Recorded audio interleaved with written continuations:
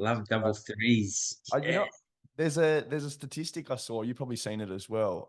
If you publish like 21 episodes or something, you're in the top Yeah. 1% of podcasters across the world. And I think, Love that. Wow. Congrats. And I was talking about this. I did a group before you this morning, my group, the online group, and we're talking about we think it's so hard to get into this. What Jim Rohn once said was 3% of the world, and I was like, it's not as hard as you think it is because most people dream it, but just don't have the passion, the knowledge, tackling fear, anxiety, whatever it is that comes up for yourself to step into that 3%. And most people stay within that 97% each to their own. I'm not here to judge anybody, but you've got more. We've all got more, and congrats, brother. And for me to be 33, I'm wrapped with. I've been seeing a lot of the angel numbers and all of the numbers, and for us, it's to know that I'm 33. yeah, It's great, but to know that you've gone beyond that 21 is even better, mate. And congratulations, and keep striving. Look forward to seeing where it takes you, brother. you were just up in Magnetic Island over the weekend. Tell us a little bit about what you're doing with the Cowboys in their mentorship program. Yeah, it's more just leadership and I wouldn't say mentorship. It'd be more well-being, and it's just about better choices in NRL clubs and what we do in general.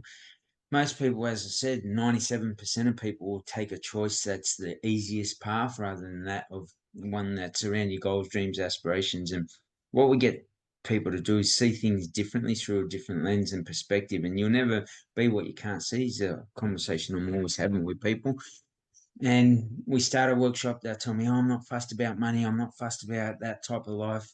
But then I take them through and I ask them a bunch of questions. And it basically brings awareness to a situation. And for, sporting clubs like the Cowboys or whoever it may be, it makes you think on a different level. You ask around leadership, who's the leader within this group as an example, and most will look at the captain. So what about every other person in that field or in that space? Are you not leaders that can contribute to the cogs turning over as efficiently and effectively as possible? And once we understand that conversation, now we're starting to say, what can I control and what can't I control? The internal versus external. Your body literally is the outline of your body.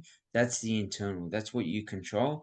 What someone thinks of me, how the weather shows up tomorrow as an example, or a couple of examples isn't our business. I just can't control that. And if this weather's bullshit, then I'm starting to feed myself thoughts, behaviors, emotions, beliefs that turn to actions. That stimulus creates an emotion, and usually it's an emotion you don't want. So I always say to people, my name's Jeffrey Morgan. I'm filled with sadness, anger, resentment, envy.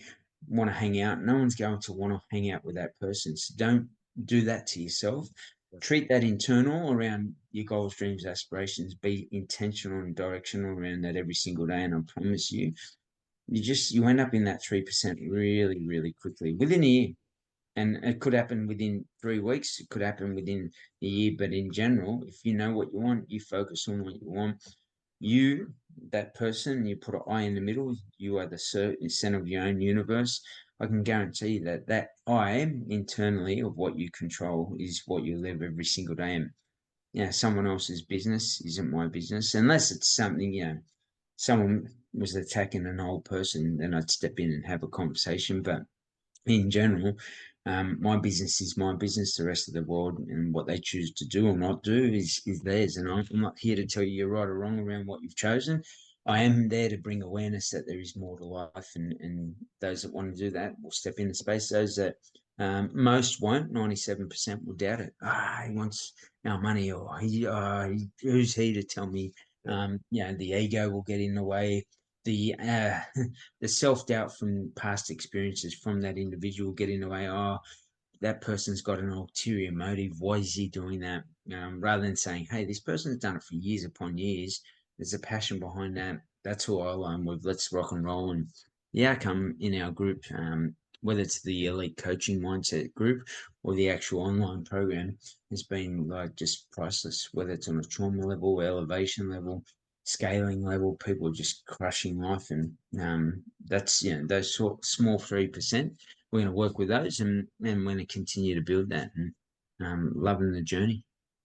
So what's the 3% that you keep talking about? Is that where's that statistic drawn from and what it's a relate to? It's more Jim Rohn. Something Jim Rohn said once upon a time in a thing, and it was one of my greatest inspiration. I think he's probably me personally. I think he's the best speaker of all time, and I just drew a lot from him. And it's not a statistic that, but something that he said years upon years ago. And we've worked with nearly, we're heading towards 1 million people, 900,000 people. And in amongst that, you can share. And I'll give you the greatest example. We live in an age, back when I grew up, there's no access to Harvard or something of that nature, right? An overseas college or university, I should say. In this day and age, you got Huberman as an example.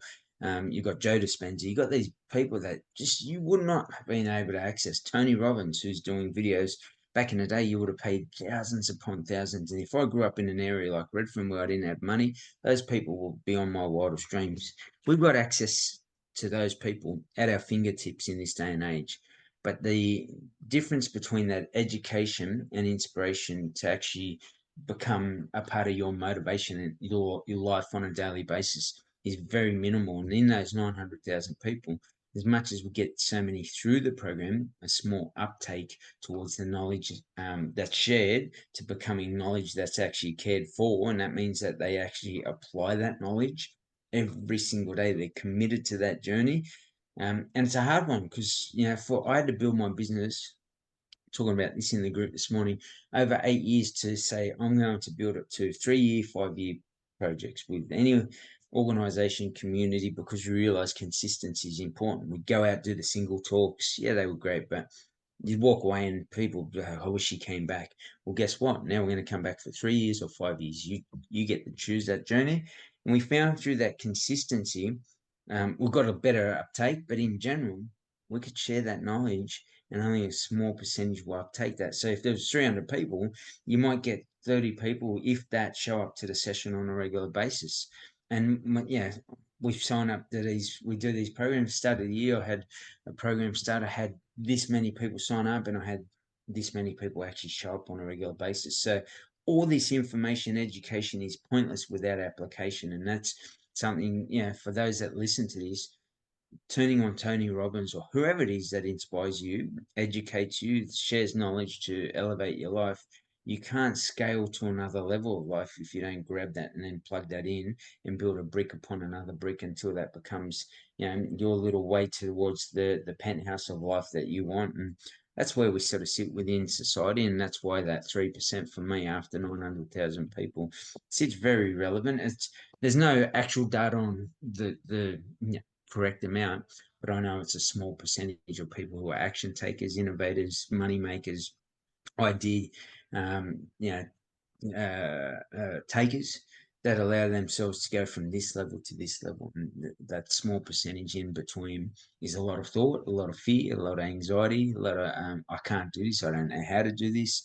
Then you've got to get someone from that 3% to show you what you can't see so you can be all that you want to be.